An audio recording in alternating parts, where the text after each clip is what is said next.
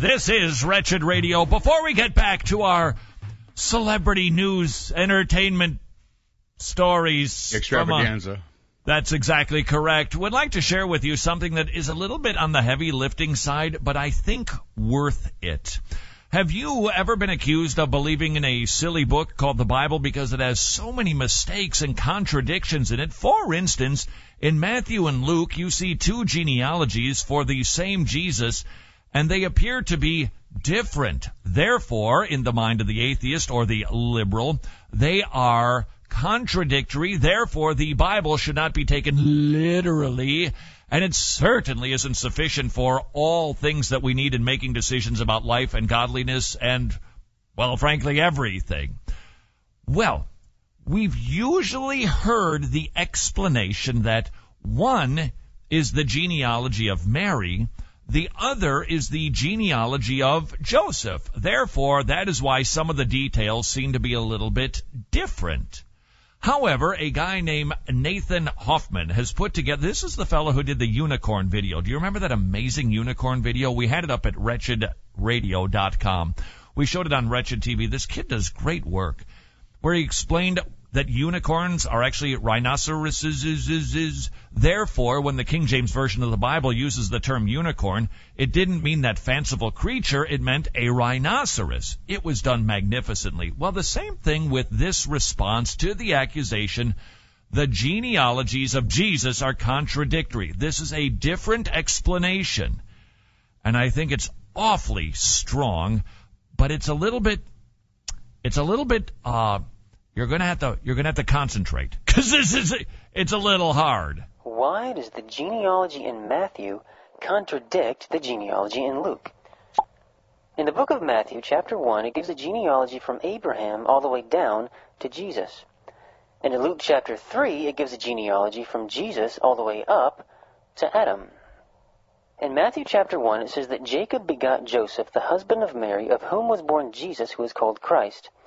It says here that Jacob begot Joseph, which would mean that Jacob is the father of Joseph.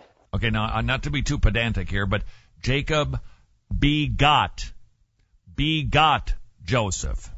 However, in Luke chapter 3, it says that Joseph was the son of Heli, which would mean that Heli is the father of Joseph. So we seem to have a contradiction. Jacob begot, Heli was the father of. It almost sounds like it's the same thing, but is it? So in Matthew chapter 1, it says that Jacob is the father of Joseph, but in Luke chapter 3, it says that Heli is the father of Joseph. So one book says that Jacob is the father, the other book says that Heli is the father, so the question is who's the father? Is Jacob the father, or is Heli the father, or are Jacob and Heli the same person? That's excellent. Those are three options, because this is one of the biggies that the atheists love to use. Well, they can't be the same person because Jacob's father's Methan, Heli's father's Methat. They have different fathers. They have different grandfathers. They have different great-grandfathers. They have different great-great-grandfathers. They have different genealogies. So how could Joseph have two different fathers with two different genealogies? Well, there's a 4th century historian by the name of Eusebius who explains this supposed discrepancy in the genealogy of Christ.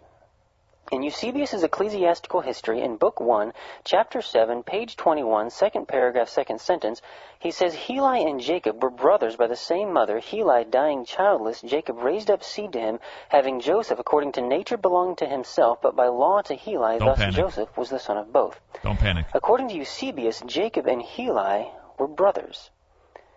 In Deuteronomy 25:5, it says, If brothers dwell together, and one of them dies and has no son, the widow of the dead man shall not be married to a stranger outside the family. Her husband's brother shall go into her, take her as his wife, and perform the duty of a husband's brother to her. And it shall be that the firstborn son which she bears will succeed to the name of his dead brother. Okay. Sorry to cut the guy off, but this is just to keep you up to speed here, because I had the visuals when I watched it. All right, remember, Jacob begat, Heli, father of. Begat, father of.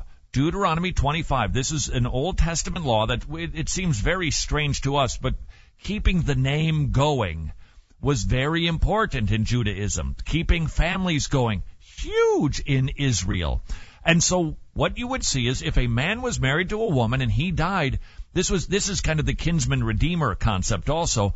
The closest relative, usually the brother, then would take her as his wife so that he could have a child with her and keep the dead brother's name going.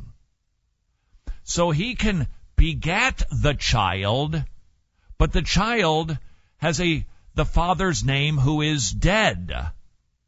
And his name may not be blotted out of Israel. Basically what this scripture verse is saying is that when a man and a woman get married without having any children, and then something happens and the man dies childless, his widow must not marry outside the family, but rather her husband's brother shall take her and marry her and fulfill the duty of a brother-in-law to her, and the first son that she gives birth to shall carry on the name of the dead brother, even though the living brother is the one who begot the child. The child still must be recognized by law as the son of the dead brother so that his name is not blotted out from Israel.